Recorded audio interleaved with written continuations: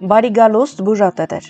Լյարդը մարդու օրգանիզմի ամենախորհրդավոր, ամենադիմացկուն և միևնույն ժամանակ ամենախոցելի օրգաններից մեկն է։ Բժշկության մեջ այն հաճախ անվանում են լուր լաբորատորիա։ Ցավոք հենց այս լռությունն է պատճառը, որ միլիոնավոր մարդիկ ամբողջ աշխարհում տարիներ շարունակ ապրում են լյարդի քայքայվող ֆունկցիայով առանց որևէ կասկած ունենալու։ Եվ երբ արդեն հայտնվում են ակնհայտ նշանները, հաճախ իրավիճակը արդեն լինում է անդառնալի կամ դժվար վերահսկելի։ Ինչու է լյարդը այդքան կարևոր, օրգան, առանց որի կյանքը անհնար է։ Մարդը կարող է ապրել առանց կույրաղիքի, առանց լեղապարկի, մեկ երիկամով կամ նույնիսկ ստամոքսի մի մասով։ Սակայն առանց լյարդի մարդը չի կարող ապրել նույնիսկ մի քանի ժամ։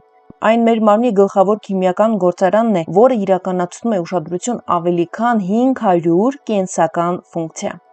Դետոքսիկացիոն ֆիլտր։ Այն ամենը, ինչ մենք ուտում ենք, խմում ենք, շնչում ենք կամ քսում ենք մեր մաշկին, ի վերջո անցնում է արյան մեջ և հասնում է լյարդ։ Լյարդը ճանաչում է տոքսինները, ալկոհոլը, դեղամիջոցների մնացորդները, ծանր մետաղները, քիմիական հավելումները։ Այն վերամշակում է դրանք, դարձնում է անվնաս և պատրաստում օրգանիզմից դուրսբերման երիկամների կամ աղիների միջոցով։ Եթե լյարդը մեկ վայրկյան կանգ առնի, օրգանիզմը հաշված ժամերի ընթացքում կթունավորվի սեփական կենսագործունեության արգասիքներից։ Երկրորդ՝ նյութափոխանակություն։ Լյարդը կարգավորում է սպիտակուցների, ճարպերի և ածխաջրերի փոխանակությունը։ Ածխաջրեր։ Այն ավելորդ գլյուկոզան վերածում է գլիկոգենի և պահում այն։ Երբ արյան մեջ շաքարի մակարդակը ընկնում է, լյարդը գլիկոգենը նորից վերածում է գլյուկոզայի, ապահովելով ուղեղի և մկանների սնուցումը։ Սպիտակուցներ։ Մեր լյարդում սինթեզվում են արյան պլազմայի գրեթե բոլոր սպիտակուցները, այդ թվում ալբումինը, որը պահում է հեղուկը անոթային հունում։ Ճարպեր։ Այստեղ արտադրվում է խոլեստերինը, որը չափազանց անհրաժեշտ է հորմոնների և բջջային թաղանթի կառուցման համար։ Հաջորդ՝ արյան մակարդելության կառավարում։ Երբ դուք կտրում եք ձեր մատը, արյունը մի քանի րոպեից կանգ է առնում։ Այս գործոնների բացարձակ մեծամասնությունը, սպիտակուցները, որոնք այն կանգնեցնում են, արտադրվում է բացառապես լյարդում։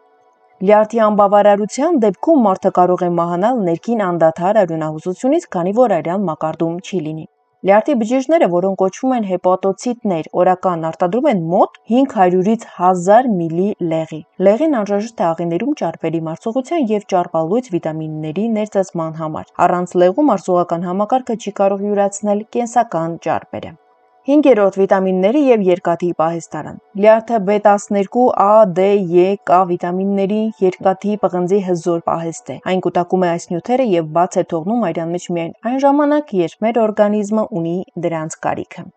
Այժմ մեր տեսանյութի երկրորդ կարևոր հատվածը՝ լյարդի գլխավոր առանձնահատկությունը։ Ցավում է այն, թե ոչ։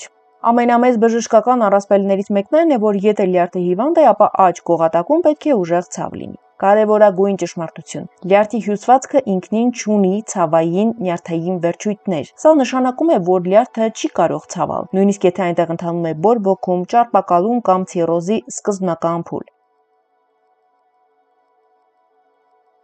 Մարդը կարող է ունենալ լյարդի 80% քայքայում և երբևէ ցավ չզգալ այդ հատվածում։ Այդ դեպքում ի՞նչն է ցավում աջ կողքին։ Ցավի զգացողություն առաջանում է միայն երկու դեպքում։ Առաջին՝ լյարդի պատյանի ձգում։ Լյարդը շրջապատված է նյարդային վերջույթներով հարուստ թաղանթով։ Երբ օրգանը հիվանդության պատճառով մեծանում է չափերով, օրինակ սուր հեպատիտ կամ ճարպակալում, այն սկսում է ձգել այդ պատյանը։ Սա արտահայտվում է ոչ թե սուր, այլ բութ, սանձրության, ճնշող կամ ձգող զգացողությամբ աջ կողատակում, որը ուժեղանում է շարժվելիս կամ յուղոտ սնունդ ընդունելուց հետո։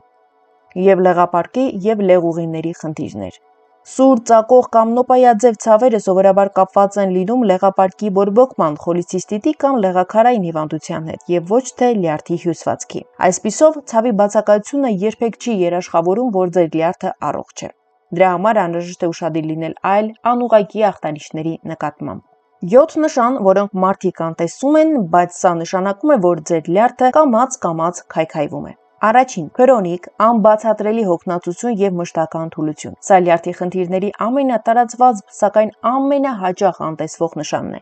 Մարդը արթնանում է արդեն հոգնած, նույնիսկ 8-9 ժամ քնելուց հետո։ Ուժերի պակասը կամ մտավոր մառախուղը կապված են այն բանի հետ, որ լյարդը չի կարողանում արդյունավետ կերպով կառավարել գլյուկոզայի պաշարները և արյան մեջ կուտակվում են տոքսիկ նյութեր, որոնք ճնշում են նյարդային համակարգը։ Ինչու են անտեսում։ Մարդիկ կարծում են, թե դա աշխատանքային սթրեսի, վիտամինների պակասի կամ վատ եղանակի հետևանք է, սակայն իրականում խնդիրը շատ ավելի լուրջ է։ Երկրորդ, մաշկի տեղային կամ համատարած քոր, հատկապես գիշերները։ Ուժեղ տանջող քորը, որը չունի տեսանելի պատճառ, օրինակ չկա մաշկային ցան կամ ալերգիա, լյարդի թաքնված հիվանդության լուրջ ախտանշան է։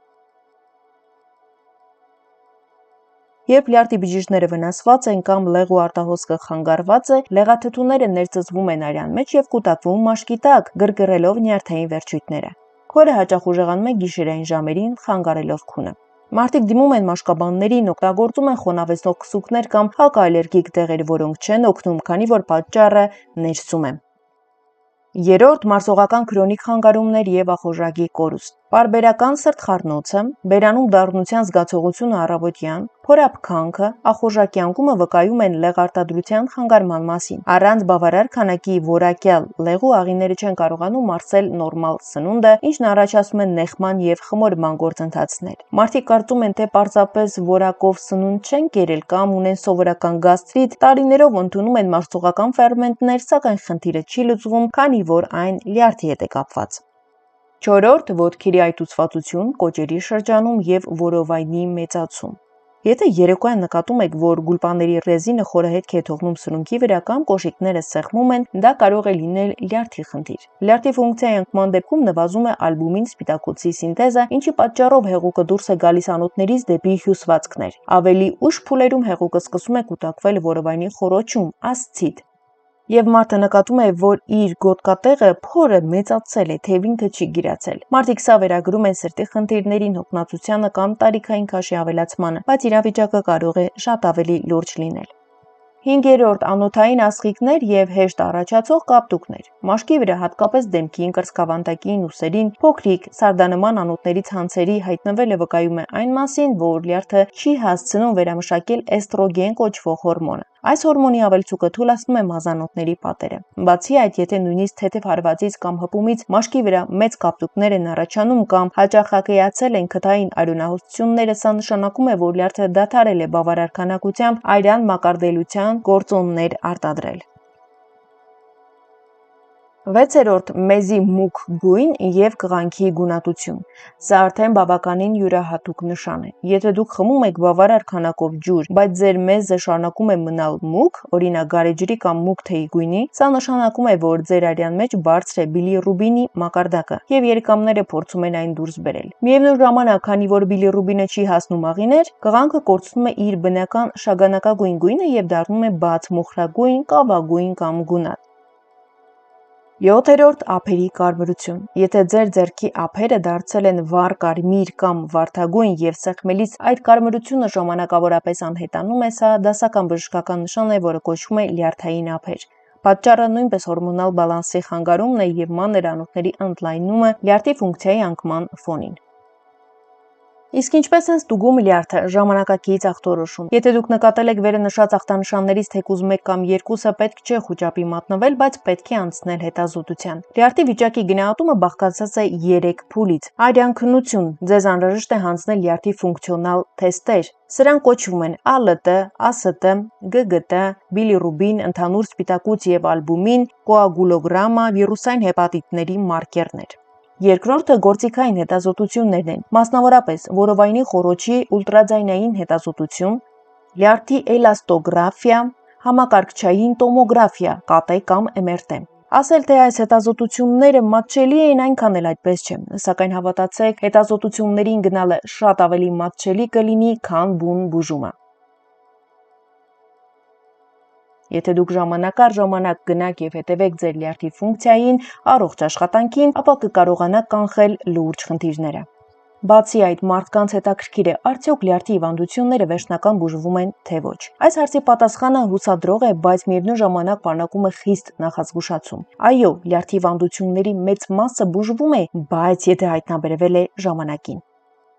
Լյարդը ունի մի բացառիկ զարմանահրաշ հատկություն, որով օժտված չի մարդու ոչ մի այլ ներքին օրգան։ Սա ռեգեներացիայի, վերականգնվելու հսկայական պոտենցիալն է։ Եթե լյարդի նույնիսկ 70-75% վնասված է, բայց մնացած մասը առողջ է, ապա ճիշտ պայմանների եւ բուժման դեպքում այն կարող է վերականգնել իր նախկին չափերն ու ֆունկցիաները մի քանի ամսվա ընթացքում։ Օրինակ, ճարպային հեպատոզը, ճարպակալումը եւ սկզբնական ֆիբրոզը ամբողջությամբ հետշրջելի է։ Քրոնիկ վիրուսային հեպատիտները բուժելի են կամ վերահսկելի։ Խոսքը հեպատիտ C-ի, հեպատիտ B-ի մասին է։ Իսկ լյարդի ցիրոզը, որը արդեն լրջագույն խնդիր է, իհարկե չի բուժվում, հետշրջելի չէ, սակայն սա հնարավոր է կառավարել։ Ինչպես պաշտպանել ձեր լյարդը հենց այս պահից։ Լյարդը չի սիրում կտրուկ քայլեր, սիրում է հետևողականություն։ Որպեսզի հետո ուշ չլինի, կիրառեք այս պարզ կանոնները։ Սահմանափակեք թաքնված շաքարները, տրանսճարպերը։ Լյարդի գլխավոր թշնամին ոչ թե ճարպն է, այլ ֆրուկտոզը եւ ռաֆինացված ածխաջրերի ավելցուկը, որոնք լյարդը արագորեն վերածում է ներքին ճարպի։ Հաջորդը զգուշացեք դեղորայքային թունավորումից։ Երբեք մի ընդունեք դեղեր առանց բժշկի նշանակման։ Լյարդը ծանրաբեռնվում է եւ վնասվում դեղային սխալ համադրություններից։ Խոսքը անգամ պարացետամոլի կամ հակաբիոտիկների մասին է։ Եվ իհարկե, տարեկան մեկ անգամ անցեք ստուգում։ Ընդամենը մեկ սոնոգրաֆիան եւ արյան կենսաքիմիական կարևոր քննություն, օրինակ ԱԼՏ-ն եւ ԱՍՏ-ն հանձնելը ձեզանից կխլի 1 ժամ եւ մի փոքր գումար, բայց ապահովագրելու է ձեզ չափազանց լուրջ հիվանդություններից։ Հարգելի հետևորդներ, այս թողարկման համար պատրաստել ենք այսքանը։ Եթե մեր աշխատանքը օգտակար էր, հավանեք այն դնելով լայք եւ բաժանորդագրվեք մեր ալիքին, որպեսզի բաց չթողնեք հաջորդ հետաքրքիր տեսանյութերը, որոնք հենց ձեր առողջության մասին են։ Լավ եղեք, առողջ մնացեք, մինչ նոր հանդիպում։